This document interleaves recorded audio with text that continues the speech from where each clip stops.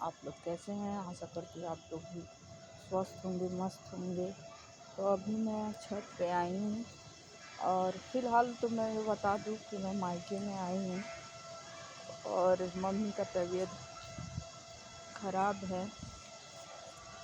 और किसी के आप चेहरे को देखकर स्वस्थ है और नहीं स्वस्थ है, और अंदरूनी बहुत सी ऐसी प्रॉब्लम होती है कि चेहरे से इंसान को नहीं पता चल पाता है कि उसे कितनी तकलीफ़ें हैं।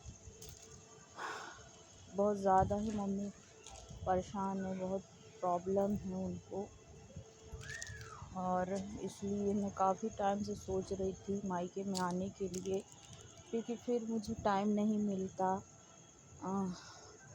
अप्रैल आ ही गया और अप्रैल में भी ससुराल में ज़रूरत है, जाना है, और फिर मई में फिर मतलब आगे सब जिम्मेदारियाँ बढ़ती ही जाएंगी, तो उसके बाद से समय नहीं मिलता मुझे आने के लिए।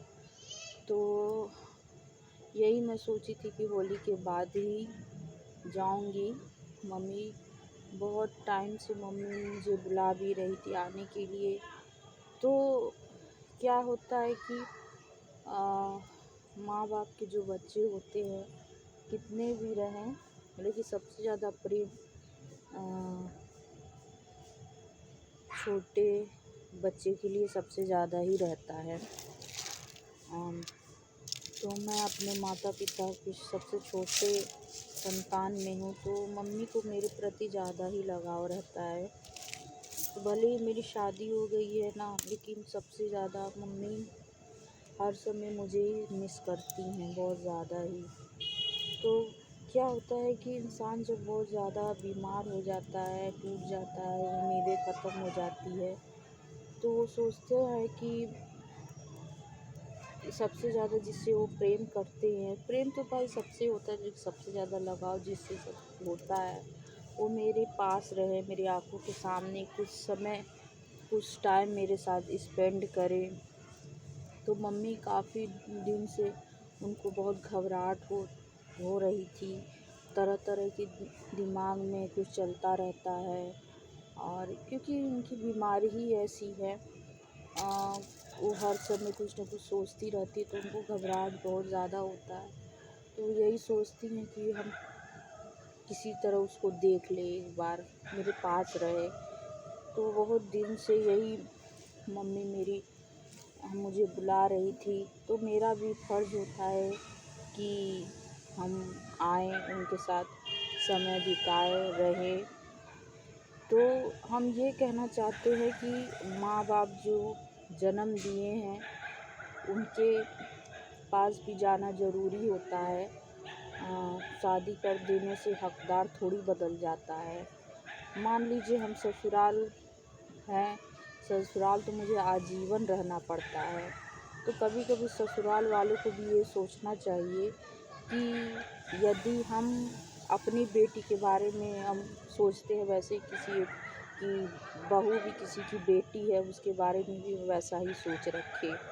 आपके मुताबिक कोई बहू हर चीज़ करती है, और मायके ही एक सबसे प्यारा होता है एक बहू के लिए, उसको आपको जाने देना चाहिए, कोई कमेंट नहीं करना चाहिए। और मान लीजिए वो जा रही है तो आएगी भी तो आप ही के पास, तो कभी इस विषय में कोई कुछ बोलना नहीं चाहिए, पूछना नहीं चाहिए। आपकी बहू है तो वो भी किसी की बेटी है, अगर वो आई है तो उसकी भी कुछ मजबूरियाँ होंगी, तो कुछ मजबूरियाँ हैं भी, इसलिए हम आए हैं।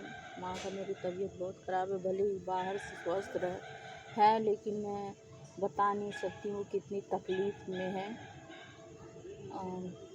आए हुए मुझे 3 दिन हो गए, लगभग 3 दिन हो गए। तो अभी फ़िलहाल मैं छत पे बैठी थी।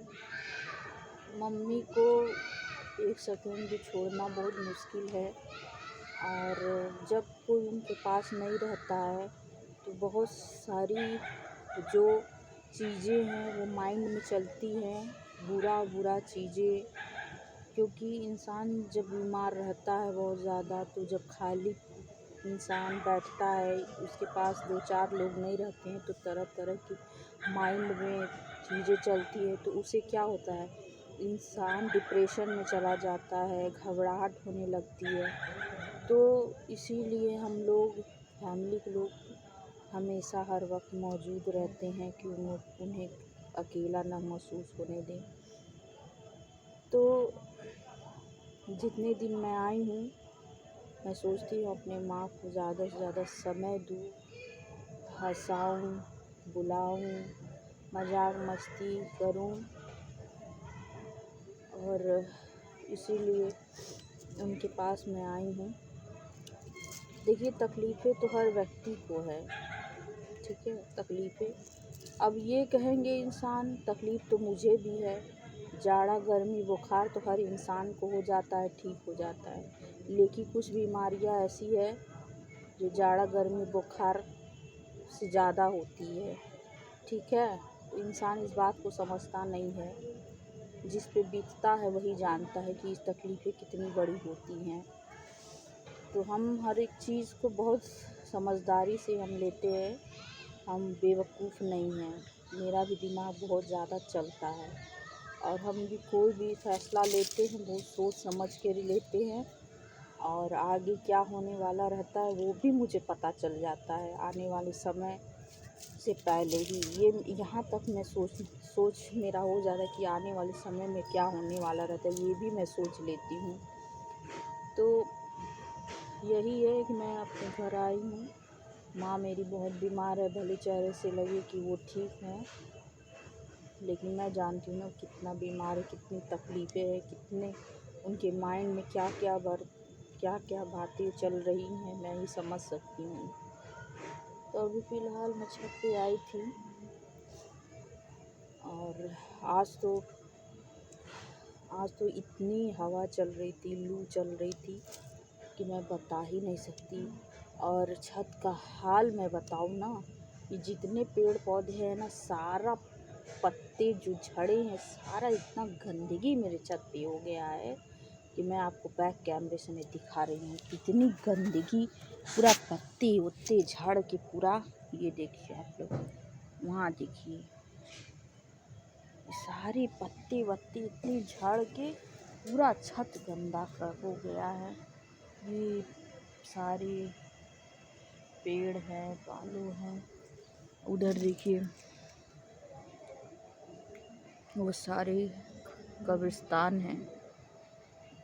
मैं जूम कैमरा करके दिखाती हूँ, वो देखिए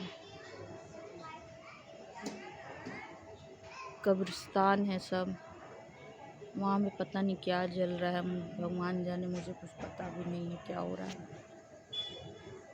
और मैं वाकई बता दूँ, यहाँ पे असली बाले मियाँ हैं, मौजूद हैं, यहाँ पे बाले मियाँ यहाँ पे असली मौजूद हैं और सबकी रक्षा करते हैं। ये मत समझिए कब्रिस्तान है, और यहाँ पे निरंतर सभी लोग चलते रहते हैं।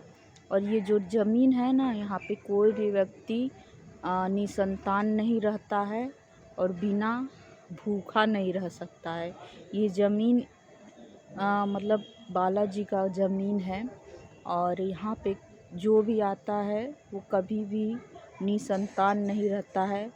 कुछ साल जो भी यहाँ पे आया है उसको संतान ज़रूर होता है। तो यहाँ पे सब लोग मानना है, सभी लोगों का कहते हैं, बहुत से लोग हैं जिसका 20-20 साल हो गए हैं यहीं पे लोग रहे हैं, और वो संतान वाले भी हुए हैं। मेरे आँख के सामने की बात है, बहुत से लोग आए हैं और वो खुद अपनी जुबानी कहते हैं। तो होता है, बहुत से लोगों के मुंह से मैं सुनी हूँ, और सबको बाबा की कृपा से सबको बच्चे हुए हैं, और सब लोग हर घर में या 2 अगरबत्ती लोग जलाते हैं बाले मियाँ के नाम से, क्योंकि यहाँ पे साक्षात वो मौजूद हैं। और हमेशा ये कव्वाली होता है, सजता है, और यहाँ से सभी लोग अभी भी देख रहे हैं, यहाँ पे लोग अंदर घर भी है, लोग रहते भी हैं वहाँ पे। लोग हमेशा रात बिरात चलते रहते हैं, कोई डर की बात नहीं होती है, क्योंकि साक्षात बाले मियाँ यहाँ हैं। और यहाँ पे अब कुछ गड़ाता उड़ाता नहीं है, कोई भी लोग यहाँ नहीं गड़ाते हैं। तो फिलहाल हम चलते हैं अब नीचे, दीदी का फ़ोन आया है तो देखते हैं क्या बात है। मिलते हैं आपसे नेक्स्ट ब्लॉग में, तब तक के लिए बाय, गुड नाइट।